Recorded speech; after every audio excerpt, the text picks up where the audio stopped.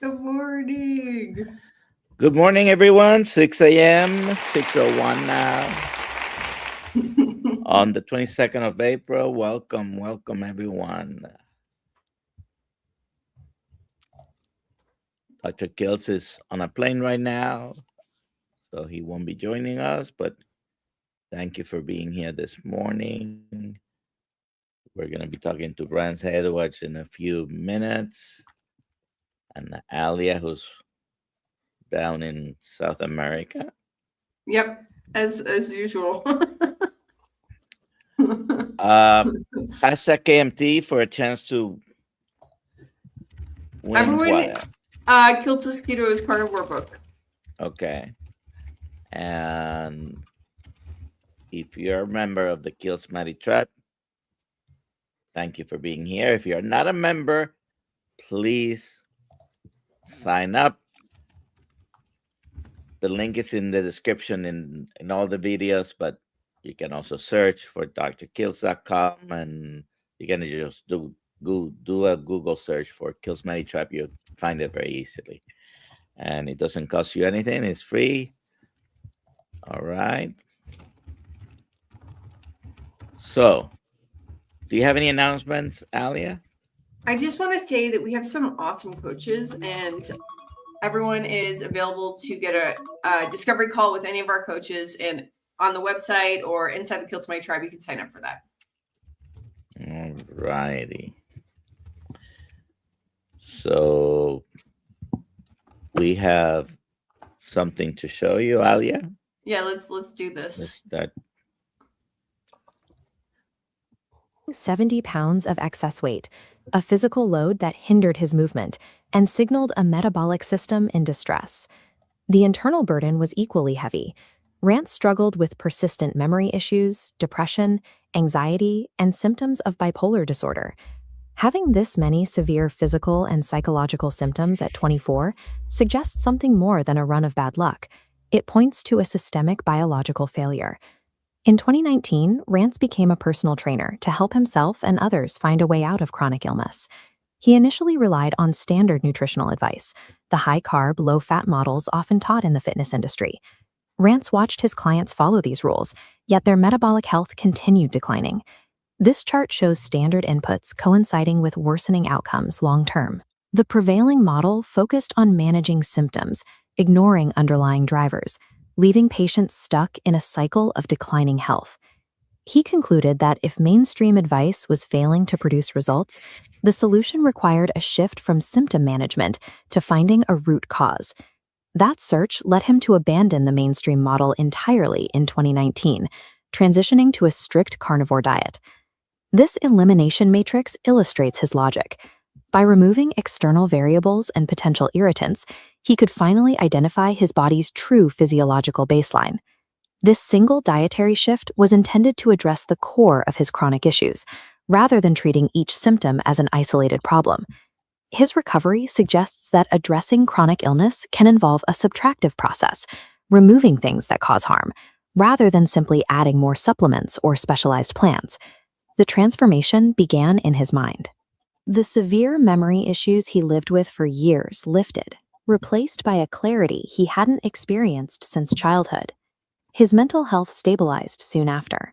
The symptoms of depression, anxiety, and bipolar disorder began to recede. His physical state shifted as well. He shed all 70 pounds of the excess weight that had burdened him for years. Systemic improvements followed. Joint pain disappeared, inflammation markers dropped, and his sleep quality and energy levels reached new heights. When the underlying driver of illness is corrected, healing typically occurs across multiple, seemingly unrelated biological systems at once. Today, Rance works at the Rivero Clinic as a certified health coach, using low-carb and carnivore nutrition to help others manage chronic disease. His coaching centers on a concept called self-health efficacy, visualized here as a transition from external dependency to self-sustaining health. He built his coaching system to provide the support and education he lacked during his own health crisis in his early 20s. Rance views his role as a bridge. His goal is for patients to graduate from his care with the skills needed to maintain their own progress. The coach acts as a temporary guide, providing the knowledge required for an individual to take full responsibility for their biological health. While Rance found success with a meat-based diet, his advice for beginners focuses on the infrastructure needed to sustain any health change. He emphasizes the need for a strong support system before modifying your nutrition. He also points to lifestyle factors that must be managed alongside diet, specifically sleep quality, managing stress levels, and the timing of your meals. Lasting self-health efficacy is more than just a change in food. It requires organizing your lifestyle and environment to support your biological needs.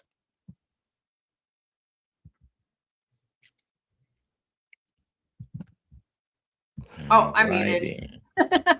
Did you like that? Yeah. Wow. Okay. That encapsulates it. Wow. All right. So,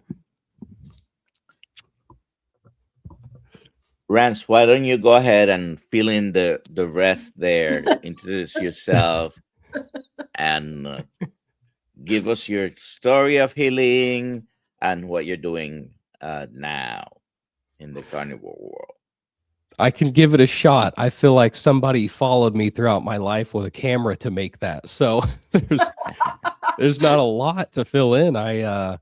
Yeah, I mean, as mentioned, I work over at Rivero, and that's been quite a wonderful and I guess you could say validating experience after what I've experienced in my life, just as an individual, kind of isolated, fighting my own health battles,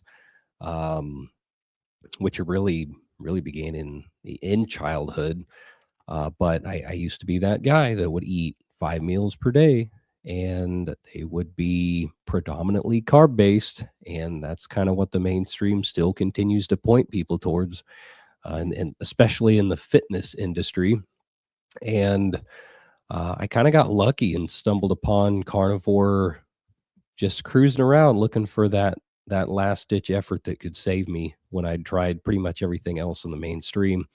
And I remember even starting that out, I thought, I'm probably not gonna survive this. This might be the month that I kick the bucket. But, to my surprise, it was the complete opposite. And building a coaching practice around that has been very rewarding and wonderful, because the people that I wasn't able to help before, as mentioned in the video, as a personal trainer, kind of following also the standard nutrition information, I was able to come back to a lot of those very same people with a new approach, and I guess get them to where they really wanted to be. And then I landed myself, I guess I landed the job working at Rivero on the coaching team over there, kind of accidentally. I went to Hack Your Health a couple of years ago and ran into them at their booth. I'd put in an application and got lucky saying, hey, I threw in an application. It was almost a joke, because I knew they had a lot of people applying, but then found myself working over there. And I got to say, I mean, I'm sure you guys have a very similar experience, but when you have, for me, for example, there are about 60 people I'm working with currently. And when you see sometimes daily biometrics plugged in and quarterly labs, those don't lie.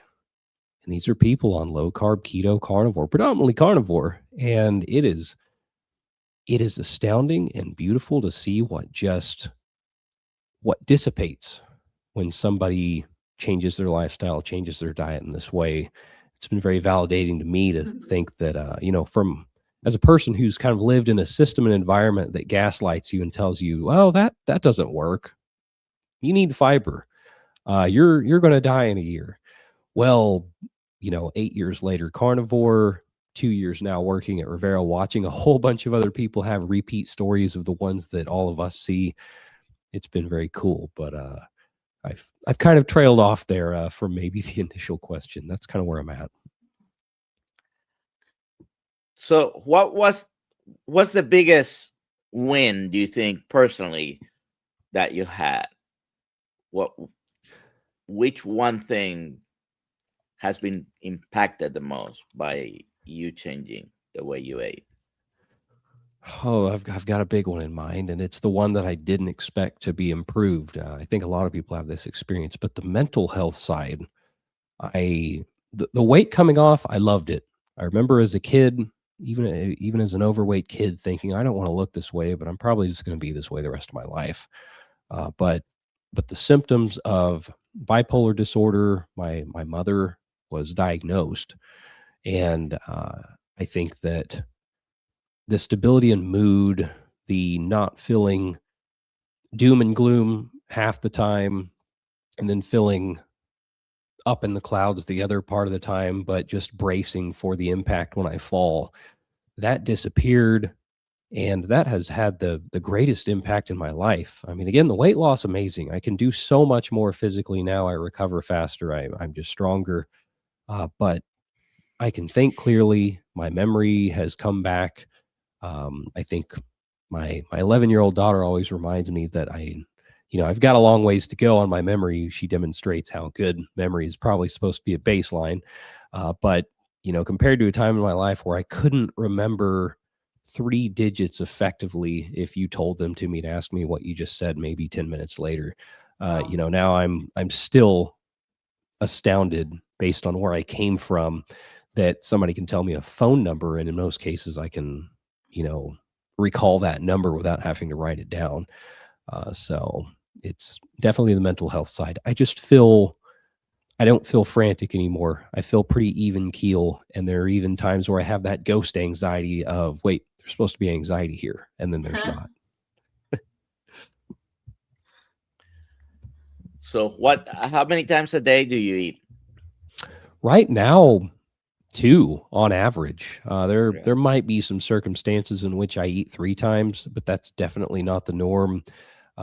Typically if family's involved and I want to share a meal with them, that's outside of my main 2. But I find myself eating a late breakfast and a late lunch, and then all the time outside of those 2 meals, it's just smooth cruising fasting. Right. What about your daughter? 11 years old, about to hit puberty. How is she eating? Oh yeah, she is. This is how I describe it. I think a lot of people might find issue with my description, because I'm going to say she's carnivore most of the time. And I guess there's not technically such a thing as carnivore most of the time. You kind of are or you aren't. But I will say the majority of her meals are just meat. And, maybe her lunch that we pack for her to go to school, that's where you get into keto territory. And I think that's one of those things in the real world for a lot of people where they kind of have to balance the perceptions and what the environment around their kid is like. And if she just showed up with a steak, I think there are a lot of kids that would be like, whoa, you're cool. But, depending on the environment, some kids are like, that's kind of weird. And working through teaching your kids, it's not about what they think. It's about what serves your health. But she's very heavy meat keto. And for an 11-year-old girl, she smokes all the boys at push-ups. I mean, she can rep out 60. And oh, wow. Yeah, wow. She's going to be ahead of me before long here. That's so good for her. That's so awesome. I wish I had that at 11. Oh, me too. I'm with you. You also mentioned eczema. Was that a little thing? Was it a severe? It was pretty big. Problem? It was on I guess my quads, it was on the back of my arms. Pair that with just dry, cracking, bleeding skin in a lot of other places, my face, my scalp. That was also not something I thought that carnivore was going to help with. And when that started to fade, it was just a snowball of, wow, this is kind of fixing everything. Am I in a coma dreaming all of this? Just taking out all the inflammatory inputs for sure. And then refilling or, replacing everything with something that's so nutrient dense. It was filling all the gaps that I had before. But I just want to disclose, most of my life in my childhood in the home, there were 2 big bottles of vegetable oil in the kitchen. And I think that, that played a huge role. And I was not shy about just dumping a bunch of that in the pan in my, my early teens, especially whenever I would go to cook something. And that probably wasn't doing me any favors. And I bet not bet, I kind of know at this point, it fed into my frequent sunburns that would happen really quickly. And I feel bulletproof in terms of my skin health now compared to back then. You mentioned fatigue. How long did it take you to realize that the fatigue was gone? Completely, I would say a couple of months, but I knew that it was going to be gone in the first 30 days because I had a very strong, I guess, comparison to make between how I felt every day after I started carnivore and prior. There was a point in time where I couldn't stay awake for more than a couple of hours, and it was a significant drag on my life. I would have to sneak away and take a nap. I would get home from work at that time in my life, and I would just knock out on the couch for an hour or two. And after meals, that was a guarantee. I mean, if you wanted to tranquilize me, just feed me, and I would knock out. And that within the first 30 days, I mean, I dumped probably 30 pounds of what was a lot of water weight. But what came with that is with every single day, I just felt more energy. And it was such a quick transition, I think, relatively speaking, that I was pretty giddy and excited about it, probably to the point that it was annoying to the people around me. It's like, wow, this is amazing. I feel like I can fly. You should try this. You should try this. Hey, you eating that? Like, don't eat that. You should try this. And it was, oh man, the excitement. But a month is when I knew that it was going to dissipate. So you mentioned the people around you, and obviously we probably go through this experience when we go to this extreme of eating only meat. But so what did your family, friends, the circle of people around you say to you when they, especially the first time they realize, okay, you're eating only meat? Oh man, I should have made a catalog of all the reactions. I remember my dad being concerned and telling me, well, you've got to at least have leafy greens included in there. And I remember protesting that a lot. I mean, I've since learned that, if somebody's going to feel a certain way about something and, you try to fill them in logically on why you're not doing something or doing something and they don't run with it, then you kind of just got to let them feel how they feel. But of course, he's a big supporter now, and I can get back to that here in a little bit. But I remember other family members telling me that they thought I was crazy, or telling my wife that they thought I was crazy and that I was going to die, and showing lots of concern and nudging her, like, you need to tell him not to do this. And of course, all these years later, that's kind of faded in the background. And I don't hope that they are.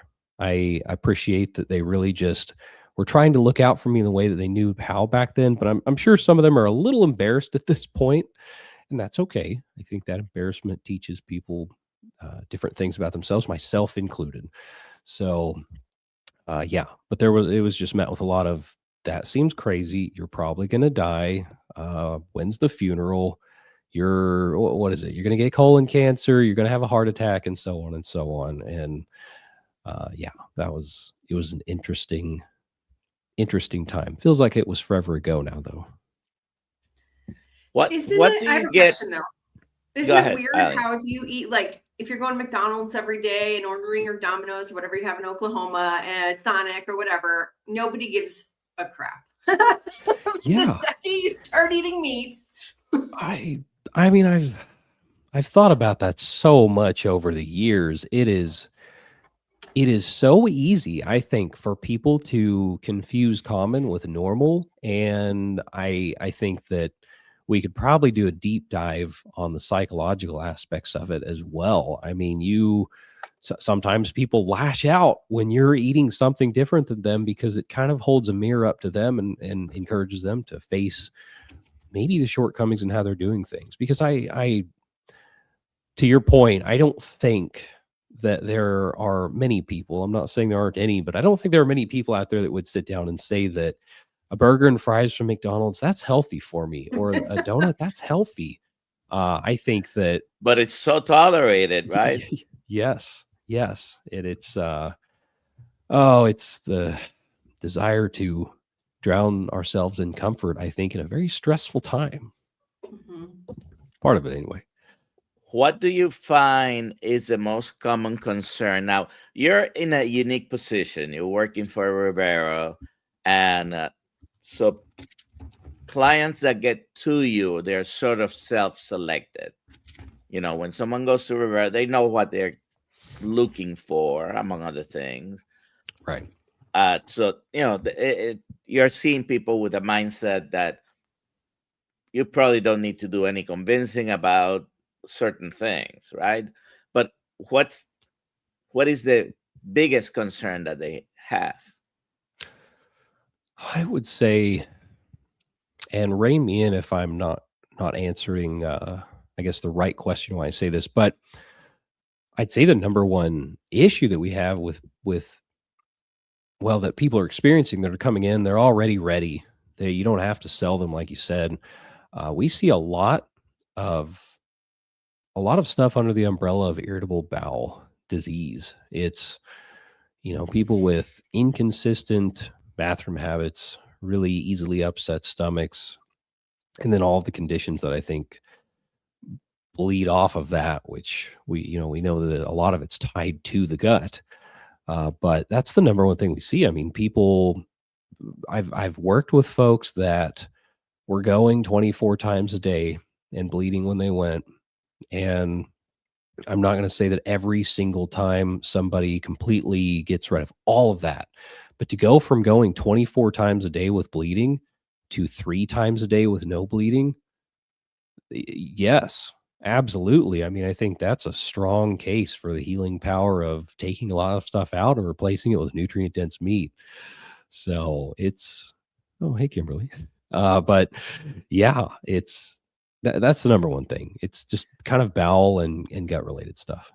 And what is your response to people who may ask you, well, what about fiber? Yes, fiber. I am a person that is very, I try to keep myself very aware that I don't know everything. I'm never going to know everything. So I'm one of those that you're not going to hear speak in such definites, but one definite that I can say is that it's not critical for everyone, because there are so many people I've been working with since day one on the program that have had 0 fiber for 2 years. And if it was critical, if it was something that we absolutely needed to survive, then these people would be dead, myself included. And yes, are there some people where I think I keep an open mind to fiber being conditionally beneficial? Perhaps. But I don't think I can comfortably and genuinely say that fiber is necessary at all. We have a few questions, Alia. Let's take some. Let's get to those. Okay, let's see here. First, I want to say thank you, Unfortunate02U, for your super chat. Brian Ari, when was the first time you realized that it was helping? Sorry, it was helping. Was there a moment? Like carnivore? I think I can. I mean, wow. I would think probably 2 weeks in is when I realized that this wasn't going to be my undoing to be doing carnivore. That I started out in a non-optimal way, knowing what I know now, which was eating a bunch of eggs and pork steaks. I was trying to copy like the Vince Gironda diet, but I didn't have the beef money at the time. So it was pork and eggs. But 2 weeks is about that moment where I thought there's something to this, because the inflammation, kind of evidenced by the water weight dropping off and feeling lighter and not having as much joint pain, let me know that this was, I was onto something here. Let's see here. Next. How much fat do you eat in a day? What sources of fat do you eat? So I will say that not every day looks the same. I think that my probably number one fat source at this point is butter. And I love it for the butyrate, which, just going back to the fiber comment, I think a lot of people think you need fiber for the butyrate, but you can kind of cut out the middleman and just eat butter. So I would say there are days where I eat a little bit more lean. It could just be ground beef. And I kind of am to the point where I can follow my body's desire for fat. But there are some days where there may be about a half a stick of butter worth of fat in my meal. What I will say is that earlier on, because I think there are a lot of people that kind of want to know what fat to consume for healing versus fat to consume for weight loss. This is just what I've seen. And I think that some people's experiences will differ. But during my healing phase, I ate high fat. It was almost a stick of butter per day. And I did get to a point where there were a lot of systems that healed, and I didn't need to keep eating a stick of butter per day. So it kind of tapered back. And I found over time that if I wanted to trim off a little bit of excess body fat that I didn't want there, even though I was at a pretty good place, I could cut back on that butter.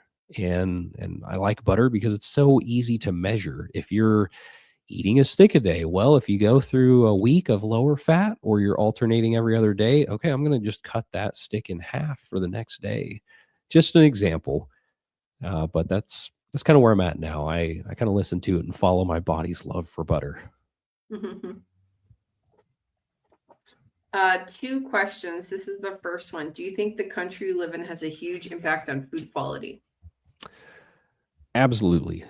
I try not to think about it too much because it makes me a little bit sad. But anytime I've worked with people, especially at Rivero, who are from, I don't want to say from out of country. They're, they live here now, but they're over and over. I mean, over 300 people worked with so far in that capacity. And I would say everybody that lived in another country before living here, they notice that contrast between eating what they ate back home versus what they eat in this environment. And I see it when the clinic patients, they will go abroad. A lot of people travel. There are airline pilots. There are people who vacation a lot or just work overseas. And take Italy, for example. They can eat things there that they cannot eat here. And even people who have gone strict carnivore for a while, for months, they may go to Italy. And because they're in Italy, they will have a pizza that handmade, all the ingredients are from the area that the pizza is being made in, and they can actually handle it. And I know I'm going a little bit on a tangent here, but I do want to say, I think that there's this idea that when people go carnivore, they're suddenly unable to handle anything else in the world. There's been the case made that once you go carnivore, you've now eliminated your body's ability to handle anything except meat. And I've seen the opposite of that, actually. The longer people are on it, seems like when they deviate, especially if it's a good quality other source of food, they can handle it in that situation. I'm not saying that they're going to be able to handle it forever going forward, but to experience something like a pizza authentically made in Italy and then come back home and continue the carnivore lifestyle, it's been pretty illuminating. Okay, great. And then this is another question. And does eating with your hands have an impact on the body and mind? I think it does. I really do think it does. I can't sit back and explain the exact mechanisms or reference studies, but I'm half Filipino and our culture eats with our hands. And I ate with my hands as a kid. And it's funny, this question has actually made me realize that about the time I stopped eating with my hands, I started experiencing more health issues. I'm not necessarily saying that those two things are closely tied together, but there are so many signals in our environment. I see that with people who are having trouble, I guess, with a certain composition of diet, even carnivore, and an amount of food they're eating. And the only thing they change is getting sunlight in the morning or eating their food while under sunlight. They're not changing the composition of the diet and they're not changing the amounts they're consuming, but they handle it better. And I think that the reason I mention that is because there's a lot of environmental signaling and we're always in communication with other bacteria in the world, other things that we touch, It's not just the gut microbiome. There's the skin microbiome. And I would like to think that based on everything else I've seen, that if you're touching and working with what you're going to be consuming, you're kind of prepping your body and sending some of those signals that we've relied on long before technology and the way that we study took over. So I would think yes, and I think it works for me as well. If I pick up fast food, such as just some patties from someplace, my stomach doesn't seem to be as keen on it. I'm not saying it's totally upset, but it doesn't seem to be as keen on that food as if when compared to when I'm making the patties at home and I'm cooking them, I'm smelling them, I'm seeing them, I'm touching them. Interesting. Let's see, what else do we got? So we went through all the questions. Let me see.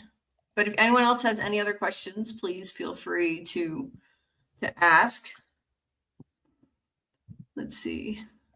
George says, since carnivore, I've gone from clinically depressed to irritatingly happy. My work friend has seen the transition and is not sure which version is worse. She says Dr. K has a lot to answer for. I love it.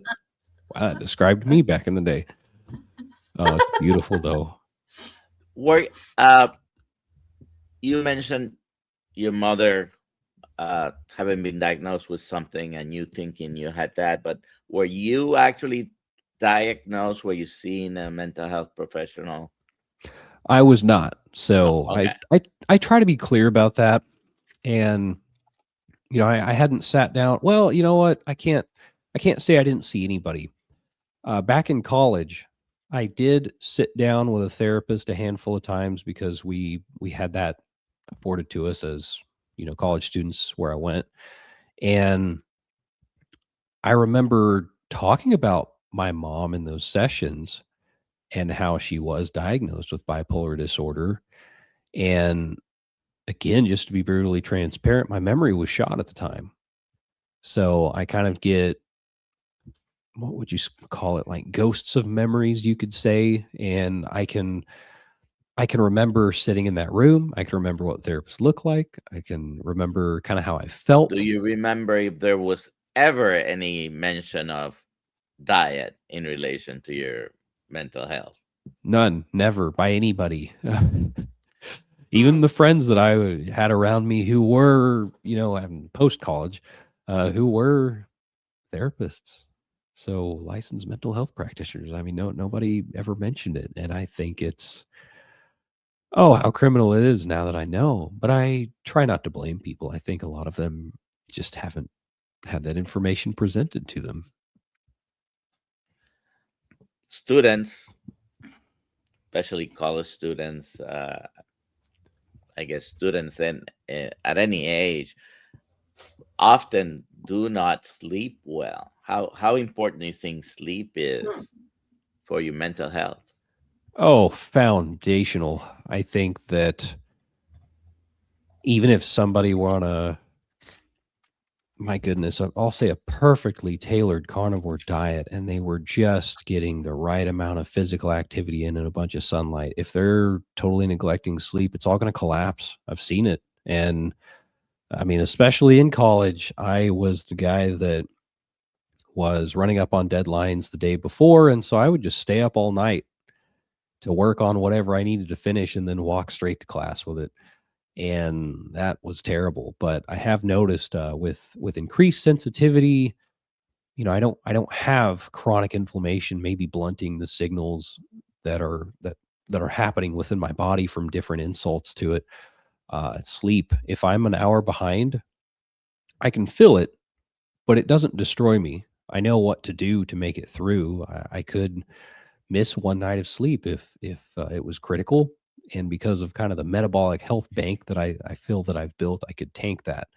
But I see it all the time. If somebody in clinic had a bad night of sleep, before they even confirm they've had a bad night of sleep, we can see their biomarkers go haywire. And then we get with them and ask them, why did you report that your mood was low and that you had a little bit of fatigue and maybe a little TMI, but loose stools? And 9 times out of 10, no exaggeration, they come back and say, well, I also only slept a couple hours last night. I was real stressed, or I stayed up late watching a movie. But it tanks mood every time. And I think cognition. People aren't thinking as straight. And if there are people who are coming into the program already dealing with depression and anxiety, it's just so amplified by a night of a couple hours less sleep than the norm. We have another question. Did you notice an increase in strength at the gym doing carnivore? I did. So initially, I noticed a bit of a fallback. Like I took 2 steps back, and I think I can attribute that to really transitioning my body's systems from burning a bunch of glucose to switching over to being fat adapted, using ketones and so on. So I noticed my gym performance initially tanked for maybe a month or two, which doesn't surprise me because I was, my body was falling apart and the engine was being rebuilt. But after that, I noticed I didn't get sore after workouts, but I was still progressing with my lifts. So the weight was going up. I know a lot of people say that adding a 4th set is progressive overload. I don't necessarily agree with that, but my strength was going up. I guess I'm trying to find more ways to describe what really is just that simple. My strength improved. I wasn't as sore between sessions. I wasn't sore at all, and my recovery was much faster. There was a period of time where I was working out 6 days a week, thinking that I was supposed to be sore instead of following the weight increase of what I was lifting. And, now I work out 2 times a week, do a lot of body weight stuff, and I could probably get away with working out 1 time a week and still make progress in this current state on a carnivore diet. Alia, you showed a question, but I don't think you asked it. It's here. Let's see. I showed a couple. I was trying to star them. What does the type of water you drink make a huge difference? And what I mean, type of water like reverse osmosis, spring, etc.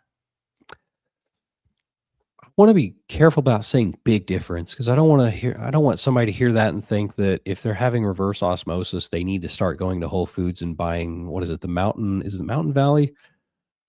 Which I love, but I think it does make a difference, and it is also area dependent. I think that some city waters are more polluted than others. And I'm not saying that city water in really any case is optimal. I personally drink reverse osmosis water. I salt my food well, and that's been good for me. And I think that, in the city that I live in, the water is not amazing. There's probably a mix of, and I need to have it tested again to be really certain at this point in time. But you've got fluoride, you've got other pharmaceutical, like trace pharmaceuticals that have been flushed down the toilet. You've got potential lead, chlorine. There are a lot of things that I think in isolation, if you were exposed to it once in a 365-day time period, sure, you're fine. But if it's every single day, multiple times a day over the course of years, then that's when I think problems start to arise. But yeah, let me see. I saw the question pop up as well. Drink water out of. Yeah, I love how granular this is. I think that these are questions that a lot of people kind of wonder. So yes, I think it makes a difference. Plastic, I don't think is optimal, whether you're drinking something hot or cold. I think hot's probably worse. But even cold, I don't think a lot of people realize that if something's very cold, you're still potentially getting some of the plastics, the microplastics into your system. And I like to drink out of, for example, mugs. Well, you probably can't. Okay, there it is. I like drinking a lot of water out of mugs, which might look weird to people at times, but that I have a stainless steel cup. And I think that just to kind of put my feet into the real world of a lot of people's realities, I'm not telling somebody who has financial difficulties and 1,000 other things to worry about to go out and immediately buy a bunch of stainless steel cups and get reverse osmosis water. I think, somebody meeting themselves where they're at getting it when it's feasible, and so on. I mean, don't panic over it, I don't think. You can always stop by the Goodwill and Yeah. and That's a good point. Karen asks, how did your previous clients respond to coming back to them with a solution when you couldn't help them before? That is a beautiful question. I've not been asked that before. So a little bit of a mix. The majority of them were very, I would say, open to it, kind of excited for it. And I will say that that's not going to be the case for everybody. I know exactly why they were receptive when I came back to them with the solution. And that's that I had built up this, I want to say, is capital the word? I have always tried to be genuine, always try to be warm, transparent. I think that everybody deserves basically informed consent on every decision they make in their lives that has to do with their health, especially. And so even when I was delivering the wrong information, I still delivered it with kindness and let people know that this is the information I have, and I really want to help you. I really want to see you succeed. And so even though that very information that I delivered was not helping people to the best of my ability at the time, and I think in some ways even hurt people, I coming back to them and saying, hey, I'm human. I made a mistake. I went by conventional information. I have lived the information that I now want to share with you and have seen the difference it makes. It went against everything I thought back then. I think that a lot of people were very open to it, very, very excited for it. There were a couple of people that thought like, yeah, no, I spent a lot of money there and I didn't feel too good. So, I appreciate you, but I'm not ready to make that investment again. That was a couple of people that come to mind, and I respect it. I understand people they need to do what they feel is best for them. And it's kind of encapsulates the situation with old clients. You mentioned that you eat normally or most days twice a day, and then you don't eat the rest of the day. Do you do any prolonged fasting? Anything that's beyond 36 hours, 72 hours, anything like that? So the longest fast that I have done was probably a little over 7 days, and I've only done that once. And I did that because I knew that I had a chaotic work week coming up, and this was prior to working Rivero. I was working a job where I was driving kind of essentially an armored truck. It was, not like the Brink stuff, but it was a unique job. So you weren't just driving, you were also the one that was pallet jacking or hand lifting all of the precious items that would be in the back on your own. And it was going to be a tough week. And I just knew that I wanted to feel my best and not have anything weighing me down. And I thought that fasting was going to be the best way to do that. And turns out it was. And I just felt like I was floating on a cloud, had unlimited energy. Whether people were dragging, I was irritatingly energetic, similar to the gentleman was talking about a little bit ago. And, but other than that, fasting is kind of targeted. I would say if I feel like I'm getting under the weather, I would be more inclined to fast. Oh, did we lose? Yeah, I don't know. He'll be back. Okay. Yeah. But fasting, I don't have a standard practice weekly fast right now or anything like that. I'm not doing a weekly 24-hour. I think that honestly, I could benefit from doing a weekly 24-hour, but right now it's just targeted. If I have something come up like my digestion or my gut doesn't feel like it's operating optimally, I might take a break, and a 3-day fast is one consistent way that I get back to feeling good. And yeah, typically high stress periods are what leads to those gut issues, or leads to me wanting to do a fast. And that kind of helps me manage those as a male. I'll answer this question since it's for me. What's your friends in Colombia think about carnivore? I have like a few friends outside of my family circle. We have a big family. And they happen to be carnivore. I had one friend who was keto and we convinced him to do carnivore. So it's pretty easy. My sister-in-law sometimes asks if I miss food. I don't think she's asked that in a while. Miss other things. And I'm like, I don't miss the IBS and the diarrhea. So I'm okay. But yeah, that's funny. My three Colombian friends are basically carnivore. And actually other friends don't. I've tried to convince them, but they're like, I can't give up my arepa. So. Ooh, yeah. Yeah, that my wife would go for that definitely as well. Yeah. Oh, So let's ask. You can answer this one. This is Susie, I believe. Yes. I just had my coffee, but it has to be decaf. Get upset, Tom. Do you drink decaf? I have. I am not necessarily opposed to it, but my own experience, I mean, this is a whole topic on its own, I think, is the quality of the coffee makes a difference as well, especially if, I'll even say people, not necessarily people being more sensitive to mycotoxin or, mold exposure.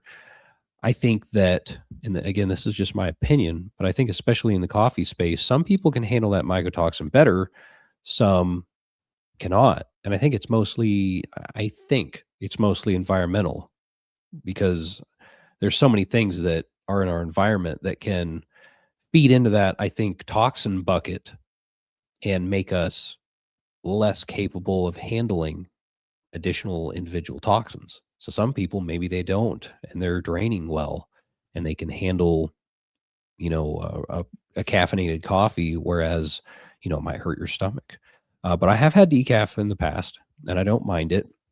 I very periodically have, standard caffeine coffee right now, but I also used to be a coffee lunatic in the past. I had my own manual espresso machine, and I would grind the beans, source the beans, grind the beans, all that kind of stuff. And I never had issues with decaf or full caffeine when I was going through all of that. But that is if you want to basically be an at-home Starbucks employee, and not everybody wants to be that. So hopefully that answers the question. Do you have a different approach or recommendations for people who are severely metabolically sick compared to someone who may not have such a serious problem? Yeah, I think, if there's one thing I've learned, it's that if somebody is, experiencing catastrophic metabolic distress, then you kind of have to sit back and ask yourself if you want to rip off the Band-Aid in terms of changing up your diet.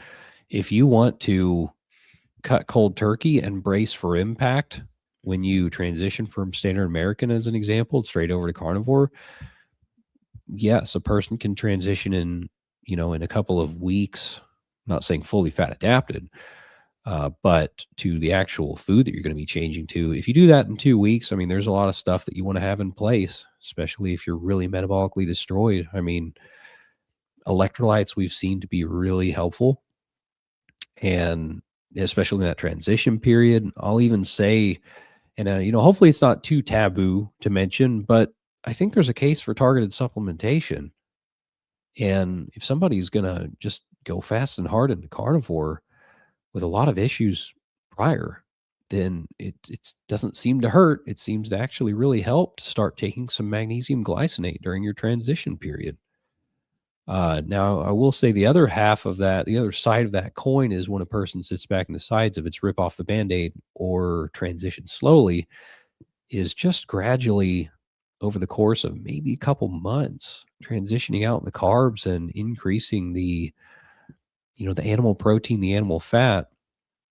I think that's one of those ways that some people, when they're metabolically destroyed, even though they're feeling miserable, they're not ready for their body to be so jarred in a 2-week period. And I guess at the end of the day, those are just two different avenues to me saying, you know, if you're dealing with some serious metabolic syndrome, then carnivore is what I've seen to be the most effective in everything I've witnessed to get you back to metabolic health, metabolic flexibility. I think metabolic, what's the word? Resilience. Can you go back to that Susan Myers comment? There we go. Here we go. Why can't I fast anymore without a gallbladder? Ooh, there's a lot that I'm going to have to kind of guess on here, because there are, I would say probably 30% of the 300-ish clinic patients I've worked with didn't have a gallbladder, and a lot of them are still in the program and they do fast. There are just a lot of variables here. It depends on where a person is at with their systems that are kind of taking over in place of the gallbladder. I mean, what's the liver health like? Because I think that somebody who is probably having some kind of liver, I know I'm speaking very broad here, but liver insufficiency, it's just not functioning up to the speed that it's supposed to, whether that be supporting bile or detox. I think there is a time in which fasting is not ideal. I'm not going to say that in every circumstance fasting is the way and that it doesn't ever hurt anybody and it's fine. But again, there's just kind of a lot I kind of have to assume to answer that question. I don't think that not having a gallbladder immediately makes it where you can't fast ever again. But I do think there's a healing phase. I don't see the connection, but I would have a lot of follow-up questions, Susan, if you can put at least one or more things that happen to you when you're fasting. Oh, yeah. She says, I seem to get issues because mine was removed because of Shigella dysentery emergency removal, and I think there is a bile issue. Oh. Okay. That still wouldn't. So bile is produced in the liver, not in the gallbladder. The gallbladder is just a sac where it gets stored. Yeah, so it just concentrates. It's concentrated. It's at the ready to be released when you eat. Your liver continues to make bile, and it adjusts. Yeah, absolutely. Well, I mean, it would make me wonder, though. I mean, what is liver health like? I mean, I don't want to barrel down the rabbit hole too much, but it's like if you're looking at kind of, I guess you could say, proxy markers, what is digestion like? What are bowel habits like? What is energy like? You could even look at skin health to kind of make some kind of determination of where the liver's at. And it's I hate to use the word, it's almost a buzzword now, but it's just a bit complex. So if someone wants to talk to you, where do they find you? A couple ways. I mean, I'm on Instagram just as rance.fsh for full spectrum human. But I have a website as well that has a lot of resources and ways to connect with me. And that's just fsh-coach.com. Oh yeah. I try to be all over the place. I try to be accessible. That is your Instagram, and this is your website. Yes. And that's at fsh-coach.com. Yes.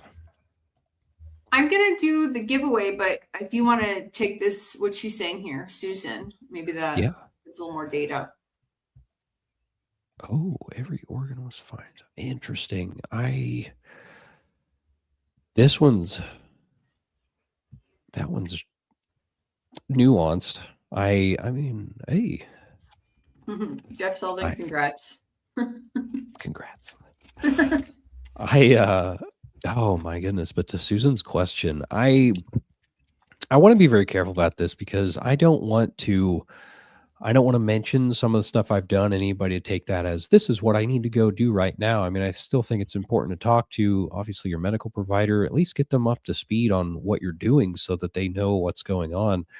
Just have some context. But from what was described, I think there's been a lot of buzz lately from people in our space about a particular supplement. I'm hesitant to get into this, but TUDCA, things like that in situations like these, I've seen to be helpful.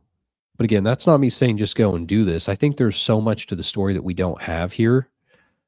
And that is like one, if I had to equate it to this, me saying the word TUDCA, talking about a TUDCA supplement, that's one page out of an entire book that goes towards troubleshooting and figuring out what's going on here.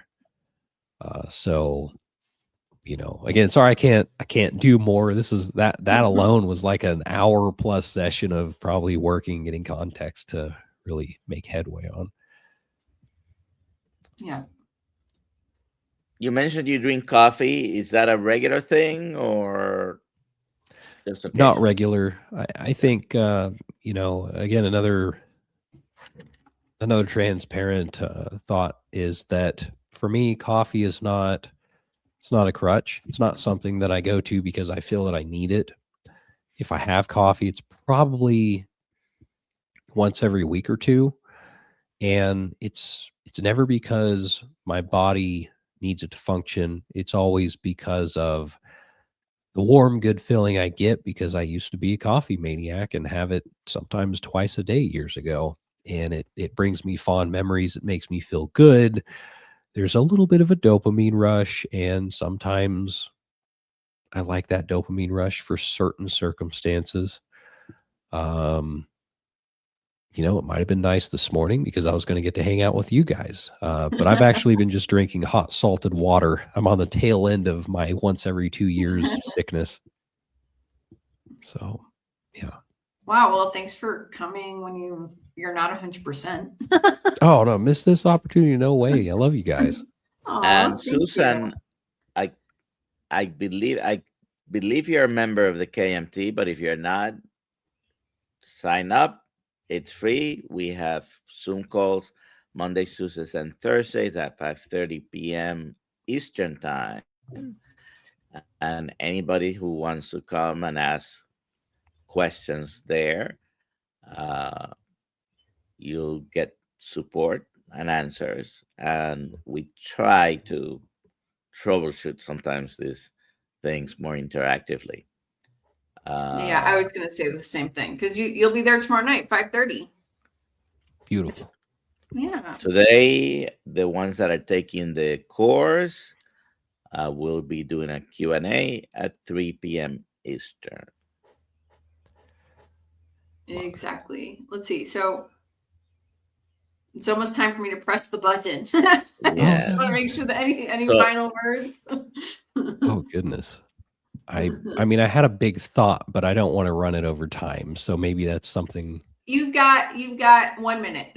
Oh, 1 minute. Or 30 seconds. Oh, my goodness. This was I- more to the coaches. No, maybe I can catch up with you guys another time. I had just Sure. been, yeah, All right. there's a thing I've Thank- been working on. Thank you for being here with us today, and you're welcome to come back whenever you want, okay? Oh, I'd be honored. So you have a great day, everyone. We'll see you later.